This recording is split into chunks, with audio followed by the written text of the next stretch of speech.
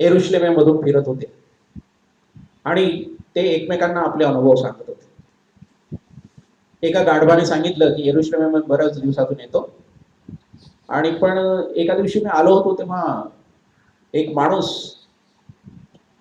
एका गाढवावर बसला होता आणि लोक त्याच्या अवतीभोवती होते आणि खूप जोरजोराने ओरडून हातात डहाळ्या घेऊन ते म्हणत होते की ऊर्ध्वलोकी देवाला गौरव, होसांना प्रभूच्या नावाने येणारा धन्यवादित असो.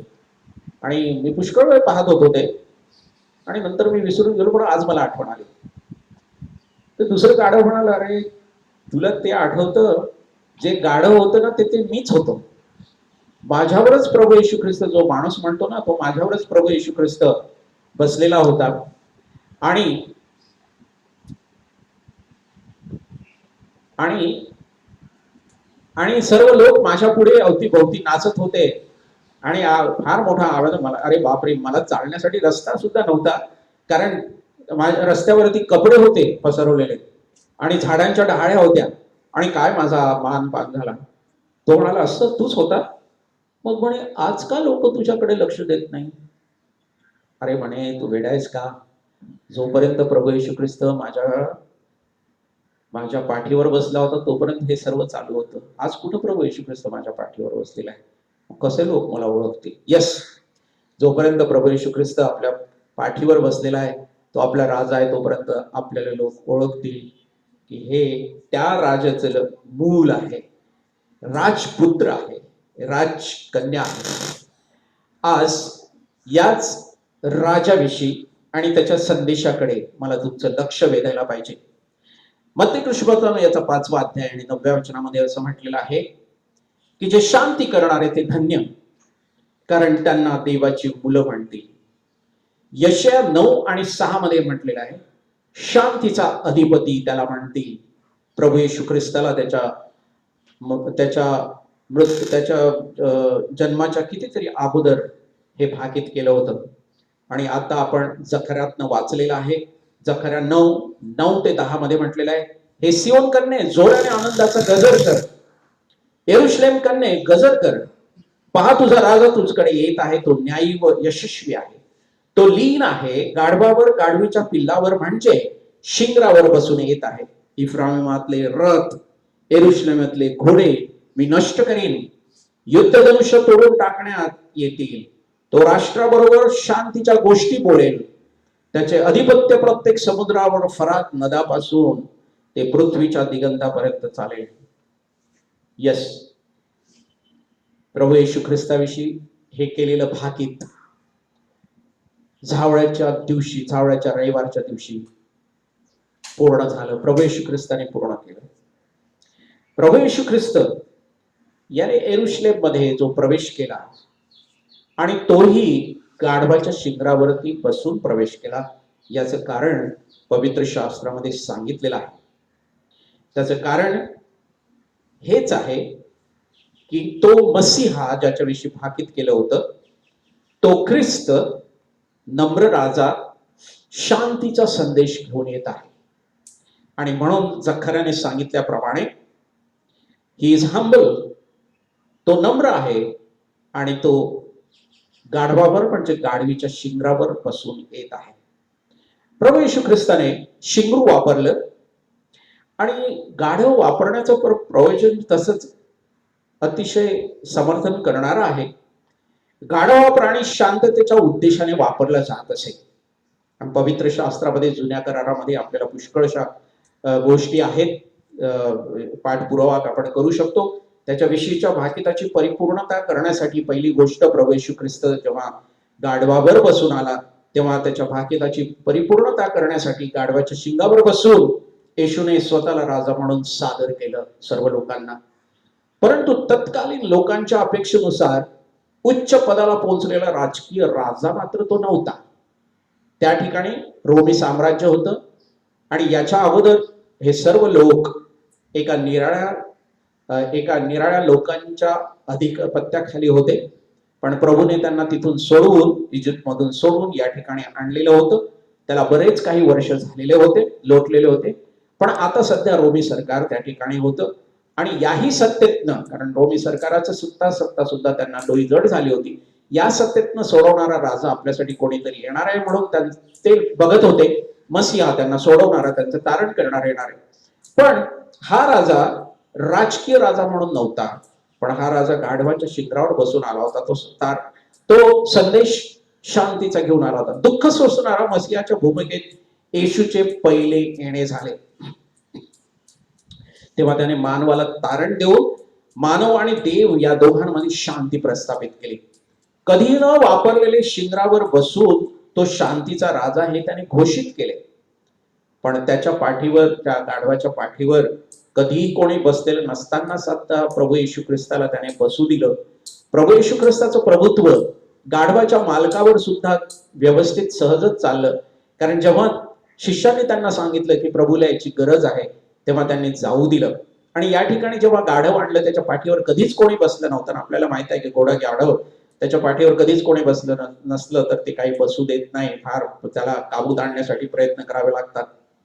तुम्हाला माहित आहे की गणना 19 आणि 2 मध्ये असं म्हटलेलं आहे की परमेश्वराने दिलेल्या नियमशास्त्राचा विधी इस्रायल लोकांना सांग की निर्दोष अव्यंग आणि जिच्यावर अद्याप जू ठेवले नाही अशी एक तांबड्या रंगाची कालवड माझ्याकडे घेऊन या. जेव्हा ख्रिस्तासाठी, जेव्हा देवास या ठिकाणी गाढवाचा उपयोग केला, पण देवासाठी जेव्हा जेव्हा काही वापरण्यात येत होतं तेव्हा ते कधीही न वापरलेलं अर्पण करण्यात येत असत. युद्धाचा घोडा न वापरता एखाद्या राजाने गाढवाचा वापर केलेला आहे, पण तो का करावा, का केलेला आहे? जकर्या 9:9 आणि 10 मध्ये प्राचीन मध्य पूर्व जगात नेते जेव्हा युद्धाला जात असत तेव्हा खास युद्धाचे घोडे वापरत असत, पण शांतीचे प्रतीक म्हणून गाढवाचा वापर ते करत असत.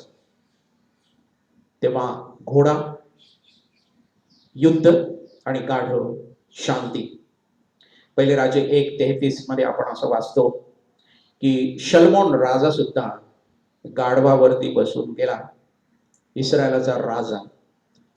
इतकंच केवळ नव्हे, त्या काळामध्ये शास्ते 5:10, 10:4, 12:14, दुसरे शमूएल 16 आणि 2 या ठिकाणी सुद्धा निरनिराळ्या प्रकारचे नेते त्यांनी सुद्धा गाढवाचा, शांतीचा संदेश म्हणून गाढवाचा प्रयोग केला. येशूने जकर्याने सांगितलेली भविष्यवाणी पूर्ण केली आणि आज ती भविष्यवाणी पूर्ण झाली. म्हणजेच 2000 वर्षापूर्वी किमान पूर्ण झाली की प्रभूने भविष्यवाणी पूर्ण करण्यासाठी, या शांतीचा संदेश देण्यासाठी त्याने यरुशलेमेमध्ये प्रवेश केला. हे आपल्याला पुन्हा नवीन करारामध्ये वाचायला मिळतं. जेव्हा प्रभू येशू ख्रिस्ताचा जन्म झाला तेव्हा देवदूतांनी सुद्धा संदेश दिला आणि देवदूत काय म्हणाले?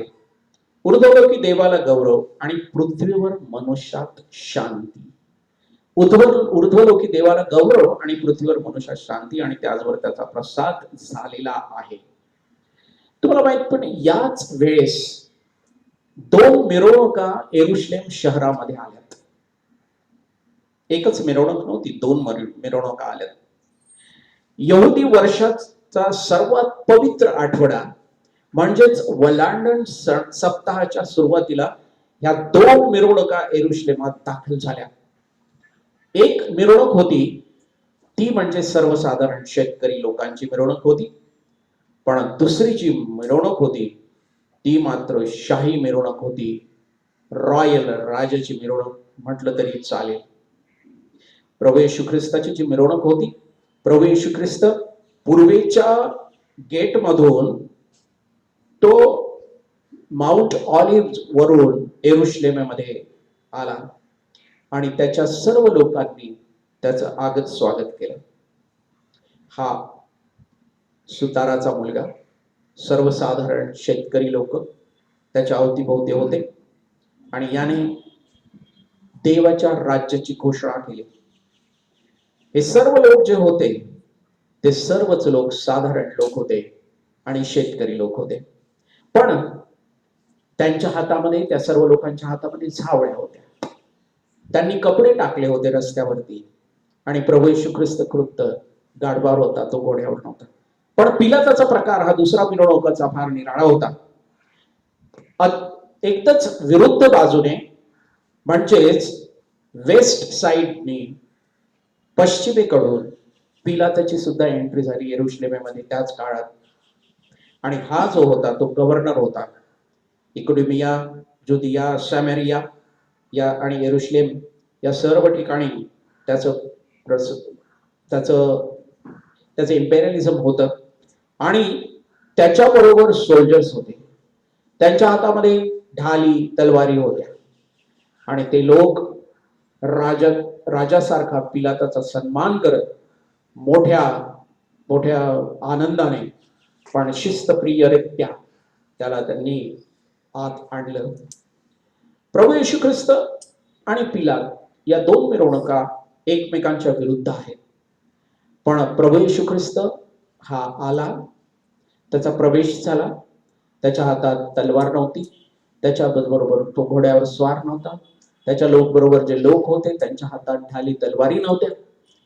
पण यात प्रभू येशू ख्रिस्त आला, तो मरण पावला, तो उठला, तो परत येणार आहे, तो जिवंत आहे. पण पिलात आला तर शिस्त बघण्यासाठी.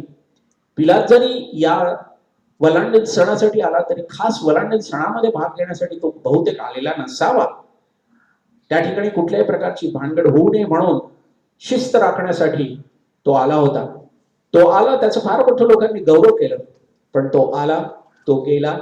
आणि जरी पिलाताचा आमना प्रभू येशू ख्रिस्ताचा आणि पिलाताचा आमना सामना झाला, जरी त्याच्याकडे त्याच्या हातात अगदी त्याच्या जवळ शांतीचा संदेश आला, तरी येरुशलेमेसाठी जे उद्गार प्रभू येशू ख्रिस्ताने काढले की शांतीचा संदेश तुझ्याकडे आलेला असताना तू तो ग्रहण केला नाही. सत्य त्याच्या समोर असून सुद्धा सत्याला त्याने ग्रहण केलं नाही. आणि पिलात आला आणि तो गेला.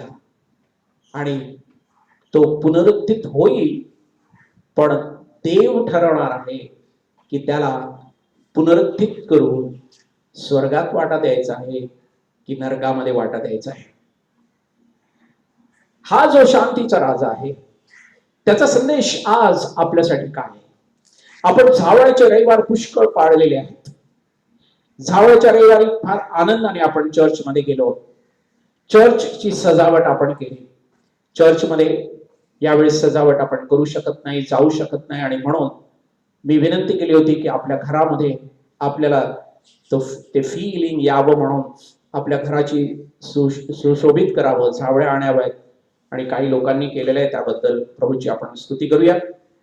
या शांतीच्या राजाचा संदेश आहे, शांती करणारे ते धन्य, कारण ते देवाला पाहतील. हा शांतीचा संदेश. येशू राजाचा आणि प्रभूंचा प्रभू गाढवावर स्वार होऊन त्या येरुशलेमात प्रवेश केला, कारण तो शांतीचा राजा, शांतीचा अधिपती, नम्र, लीन आणि सेवक म्हणून या जगामध्ये आला. पण महत्वाचं हे की तो जगाचे पाप हरण करायला आला, जगाचे तारण करायला आला. देव मानव तसेच मानव आणि मानव यांच्यात शांती प्रस्थापित करण्याकरिता तो आला. डोंगरावरील प्रवचनामध्ये धन्यवादाच्या अंतर्गत या विषयांतर्गत प्रभू येशू ख्रिस्ताने मत्ती आणि 5 आणि 9 मध्ये हेच म्हटलेलं आहे ना, शांती करणारे ते धन्य. शांतीचा संदेश देणारा म्हणतो शांती करणारे ते धन्य, कारण ते देवाची मुलं म्हणतील. शांती करण्याच्या गुणधर्माला येशूने महत्व दिलेले आहे. शांती करणारे, पीस मेकर्स म्हणून आपल्याला म्हटलेलं आहे. जगामध्ये पीस मेकर्सची गरज असते, मध्यस्थ करणाऱ्यांची गरज आहे. पण जगाचे मध्यस्थ काय करतात? शांती ही प्रस्थापित करण्याचा प्रयत्न करतात. आणि शांती किंवा मध्यस्थी करून समेट घडवून आणावा, समझोता घडवून आणावा, MOU करावा, यासाठी लोक आहेत. आणि ती चांगली गोष्ट. मध्यस्थ वाटाघाटी करून दोन पक्षामधील युक्तिवाद किंवा मतभेद मिटवतात.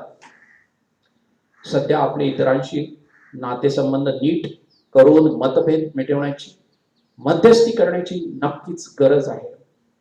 कदाचित घरामध्ये, ज्या ठिकाणी आपण काम करतो, शाळांमध्ये, संस्थांमध्ये, आपल्या शेजारी पाजारी, चर्चमध्ये, आपल्या समाजामध्ये आपले नातेसंबंध शांतीचे प्रस्थापित करण्याची गरज आहे.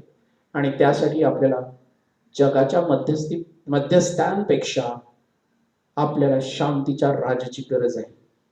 आजचा जो समाज आहे तो समाज भेदरलेला आहे.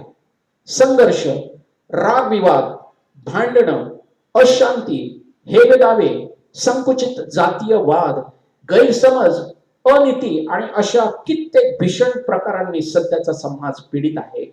आणि याला ख्रिस्ती समाज अपवाद नाही. ख्रिस्ती समाजामध्ये सुद्धा हे सर्व भयंकर प्रकारची पाप, दुष्कृत्य भरलेले आहेत. सर्वच लोक यामध्ये गुंतलेले आहेत असं मी म्हणत नाही, पण सर्वसाधारणरित्या जर आपण समाजाचा आढावा घेतला तर कुरकुर करणं, निंदा करणं, एकमेकांविषयी बोलणं, ज्या ठिकाणी आपण जातो त्या ठिकाणी अशांतीचं वातावरण निर्माण करणं, हे घेऊनच आपण इतरत्र फिरत असतो. कुठे गेला शांतीचा संदेश? कुठे गेली आपली शांती? कुठं आपण जातो तिथं शांती प्रस्थापित होते काय? हा फार मोठा प्रश्न आहे. जर आजच्या जगातला समाज हा संघर्ष, राग, विवाद, भांडण, अशांती, हेवेदावे, संकुचित जातीय वाद, गैरसमज, अनीती, कुरकुर, निंदा आणि अशा भीषण प्रकारांनी जर पीडित आहे, तर ख्रिस्ती समाज असल्याच प्रकारे पीडित आहे, तर जगातल्या लोकांमध्ये आपल्यामध्ये कुठल्या प्रकारचा फरक उरलेला नाही आहे. पण देवाचं वचन आपल्याला असं सांगतं, रोमकराचं पत्र याचा 12 अध्याय 18 वचनामध्ये आपण असं वाचतो, प्रेषित पाऊल म्हणतो, शक्य तर सर्व माणसाबरोबर तुमच्याकडून होईल तितके शांतीने राहा. शक्यतो तुम्ही तुमच्या इतरांबरोबर तुमचे नाते संबंध ठेवण्यासाठी शांतीचे ठेवा.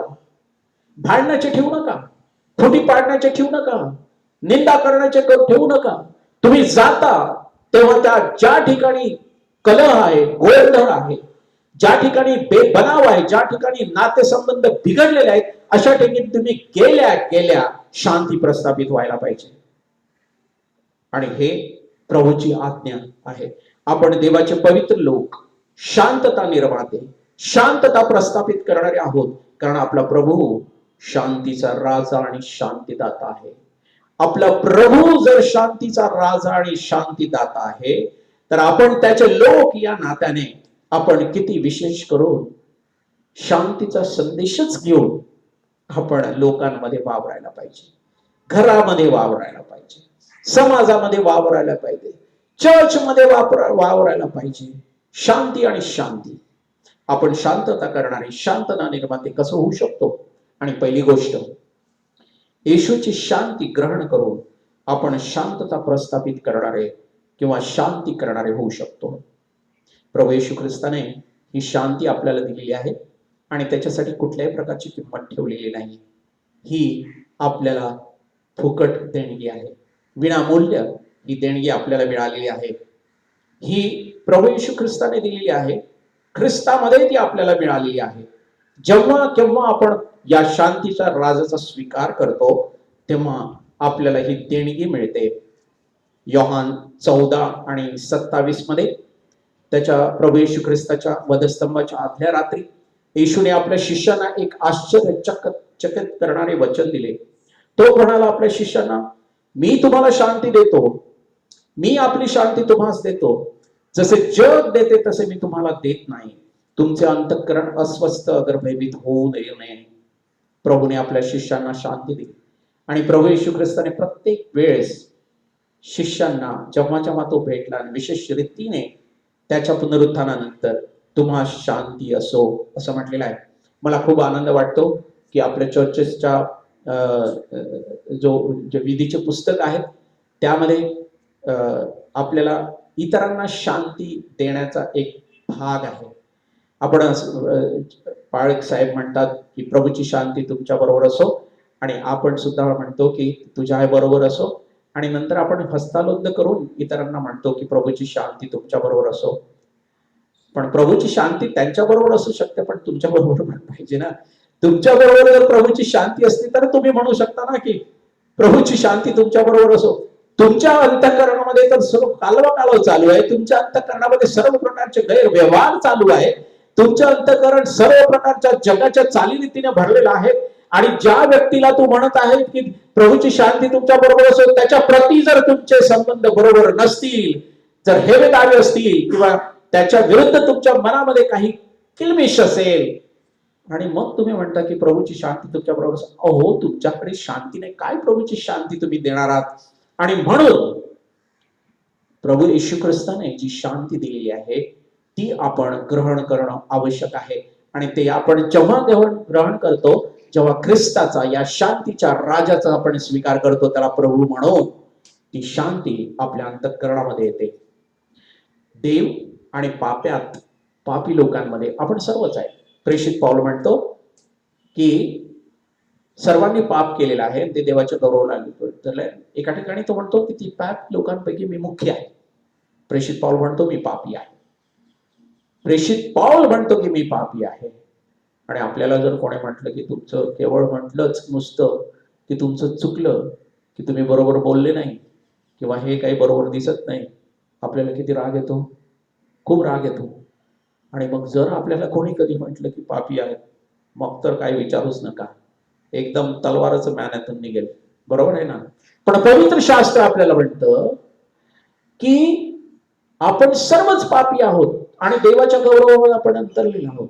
आणि म्हणून या ख्रिस्ताकडे जाऊन त्याची शांती घेऊन लीन आणि नम्र अंतःकरणाने त्याची सध्या गरज आहे. देव आणि पापात शांती साधण्यासाठी प्रभू येशू ख्रिस्ताने आपले प्राण दिलेत. जेव्हा आपण हा शांतीचा संदेश इतरांना देतो, तेव्हा आपण शांती करणारे सुद्धा होतो. आणि कारण देवाची शांती आपण देतो. यशया 52:7 मध्ये म्हटलेलं आहे, जो सुवार्ता सांगतो, खूप चांगलं वचन आहे. यशया 52:7, जो सुवार्ता सांगतो, शांतीची घोषणा करतो, शुभवृत्त विदित करतो, तारण जाहीर करतो, तुझा देव राज्य करीत आहे असे सियोनेस म्हणतो, त्याचे पाय पर्वतावरून येताना किती मनोरम दिसतात.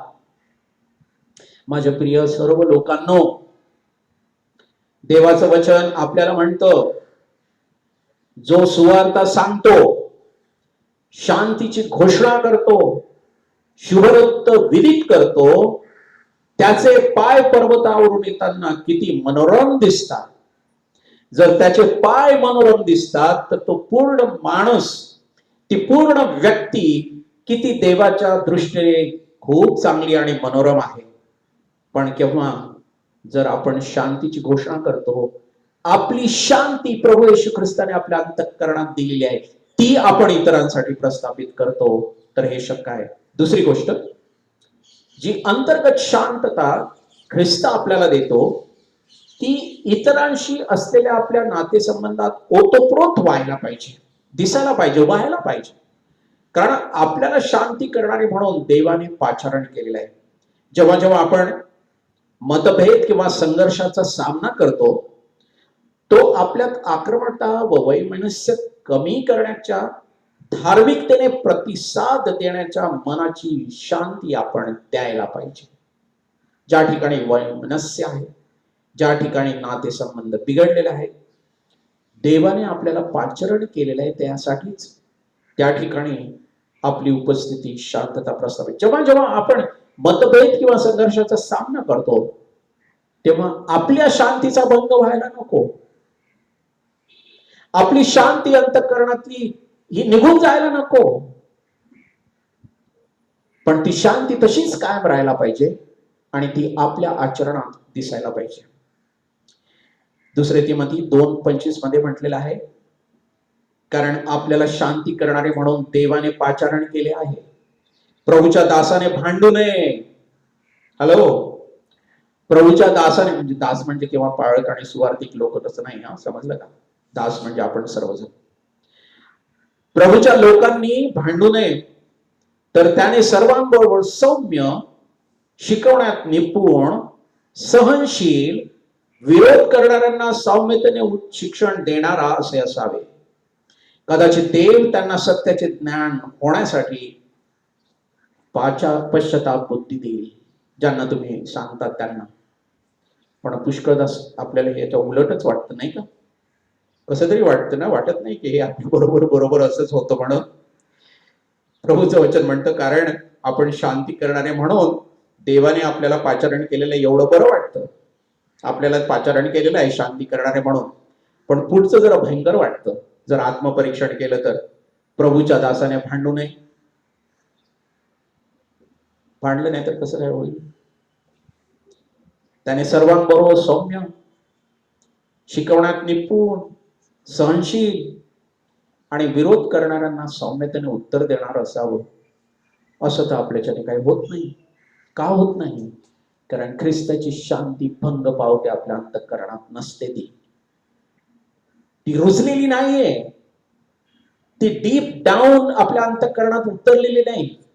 इतकी ती उतरायला पाहिजे, इतकी ती आपण ग्रहण करायला पाहिजे की आपले आचार आणि उच्चार आणि विचार हे या शांतीने मॉनिटर व्हायला पाहिजे. मग अवतीभोवती कोणतीही परिस्थिती असो, या शांतीचा भंग व्हायला नको. याकोब 3:13 आणि 18 मध्ये असं म्हटलेलं आहे. या वचनामध्ये याकोब म्हणतो, दोन प्रकारचे शहाणपण आहे, दोन प्रकारचे ज्ञान आहे, ज्याच्याद्वारे आपण संघर्षाला प्रतिसाद देऊ शकतो किंवा रिस्पॉन्ड करू शकतो. एक जगाचे शहाणपण नैसर्गिक आहे, पण ते कधी कधी आसुरी सुद्धा असू शकते. जगाचे ज्ञान हे कडू, मत्सर, स्वार्थी, महत्वाकांक्षा इत्यादींनी भरलेले आहे. पुष्कळ हे आपल्याला दिसतं, ज्याचा परिणाम सर्व प्रकारचं वाईट आहे आणि त्याचा परिणाम गोंधळात सुद्धा होतो. परंतु वरून येणारं जे ज्ञान आहे, शहाणपण आहे, सुज्ञता आहे, ती शुद्ध आणि शांततापूर्ण, सौम्य, वाजवी, दयाळूपणे आणि चांगले फळांनी भरलेला आहे. अतूट आणि ढोंगीपणाशिवाय आहे. जे शांती करतात ते देवाच्या बुद्धीवर विसंबून राहतात आणि त्यामुळे त्यातून नीतिमत्वाचा उगम होतो. फिलिप्पीकराचं पत्र, आणि आपण समारोपाकडे वळूया. फिलिप्पीकराचं पत्र याचा 4था अध्याय. प्रभूची शांती आपण करणारे आहोत म्हणून आपण काय करायला पाहिजे आपण बघत असताना फिलिप्पीकराचं पत्र याचा 4था अध्याय 4 ते 9 ही वचनं मी तुम्हाला वाचत आहे. फार कठीण आहेत, ऐकायला सोपी वाटतात, पण आशीर्वाद म्हणून जर घेतली आणि त्याप्रमाणे आपण केलं तर शांती करणारे धन्य, कारण ते देवाची मुलं त्यांना म्हणतील. प्रभूमध्ये सर्वदा आनंद करा, प्रेषित पौल म्हणतो. पुन्हा म्हणेन आनंद करा. तुमची सहनशीलता सर्वांस कळून येऊ. तुमची भांडण्याची तरा सर्वांना कळून येऊ असं नाही म्हटलं. तुमची सहनशीलता सर्वांना कळून येऊ. प्रभू समीप आहे. कशाविषयीची चिंताक्रांत होऊ नका, तर सर्व गोष्टीविषयी प्रार्थना विनंती करून आभार प्रदर्शनास आपली मागणी देवाला कळवा. म्हणजे बुद्धी सामर्थ्याच्या पलीकडे असलेली देवाने दिलेली शांती तुमची अंतःकरणे व तुमचे विचार ख्रिस्त येशूच्या ठाई राखतील. पहिली गोष्ट. दुसरी गोष्ट, शेवटी इतके सांगतो की जे काही सत्य, जे काही आदरणीय, जे काही न्याय्य, जे काही शुद्ध, जे काही प्रशंसनीय, जे काही श्रवणीय, जो काही सद्गुण, जी काही स्तुती, त्याचे मनन करा. माझ्यापासून जे तुम्ही शिकलात, जे स्वीकारले, जे ऐकले, पाहिले ते आचरत चला, म्हणजे शांती दाता देव तुमच्या बरोबर राहील. पहिली गोष्ट सांगितली की देवाची शांती तुमची अंतःकरणे व तुमचे विचार ख्रिस्त येशूच्या ठाई राहील. आणि दुसरी गोष्ट, शांतीदाता देव तुमच्या बरोबर राहील. अजून आपल्याला काय पाहिजे? 2 कोरिंथ 5:18 मध्ये म्हटलंय, ही सगळी देवाची करणी आहे. त्याने स्वतः बरोबर आपला समेट येशू ख्रिस्ताच्या द्वारे केला आणि समेटाची सेवा आपल्याला दिलेली आहे, शांतीची सेवा आपल्याला दिलेली आहे. पण याकोबामध्ये हे सुद्धा म्हटलेलं आहे, 4था अध्याय 6 ते 10, तो अधिक कृपा करतो म्हणून शास्त्र म्हणते, देव गर्विष्ठांचा विरोध करतो आणि दीनावरती कृपा करतो. म्हणून देवाच्या अधीन असा. जकर्या 9:9 मध्ये प्रभू येशू ख्रिस्ताचा हा जो प्रवेश होता यरुशलेमेमध्ये, त्याच्याविषयी सांगितलंय. पण जे 10वं वचन आहे ते 10वं वचन मात्र प्रभू येशू ख्रिस्त जेव्हा दुसऱ्या वेळेस येईल त्याच्याविषयी सांगितलेलं आहे. प्रभू येशू ख्रिस्ताचं पहिलं येणं गाढवावरती शांतीचा संदेश घेऊन तारण करण्यासाठी, जगाचे पाप हरण करण्यासाठी देवाचा कोकरा म्हणून तो आला. पण जकर्या 9 आणि 10 मध्ये प्रभू येशू ख्रिस्त हा शांतीचा राजा म्हणून येणार नाही, पण तो न्यायाधीश म्हणून येणार आहे. आणि या आजच्या या संदेशामध्ये एवढं मात्र आपण लक्षात ठेवूया की जेव्हा प्रभू येशू ख्रिस्त दुसऱ्यांदा येईल तेव्हा जर आपण शांती करणारे असे त्याच्या चरणापाशी आढळणार नाही तर तो आपल्याला घेऊन जाणार नाही. त्याच्यामध्ये आपल्याला वाटा नाही, त्याच्यामध्ये वाटा नाही. प्रभू येशू ख्रिस्ताने योहान 13वा अध्याय जेव्हा शिष्याचे पाय धुतले तेव्हा प्रभू येशू ख्रिस्ताने म्हटलं, तुम्ही सर्व शुद्धच आहात, तुम्ही शुद्ध आहात, पण सर्वच शुद्ध नाही. आज आपण आत्मपरीक्षण करूया. या शांतीच्या राजाचा आपण स्वीकार केलेला आहे का? त्याची शांती आपल्या अंतःकरणात ओतप्रोत भरलेली आहे का? आणि आपण शांती करणारे म्हणून समाजात, घरामध्ये, चर्चमध्ये वावरतो. प्रभू करो आणि आपल्या सर्वांना असा आशीर्वाद देऊ की आपण प्रभूची शांती ग्रहण केलं. जसं जग ते तसं नाही, पण प्रभूची शांती ग्रहण करून या जगामध्ये शांतीचा संदेश आपण सर्वत्र देऊ. आपण प्रार्थना करू.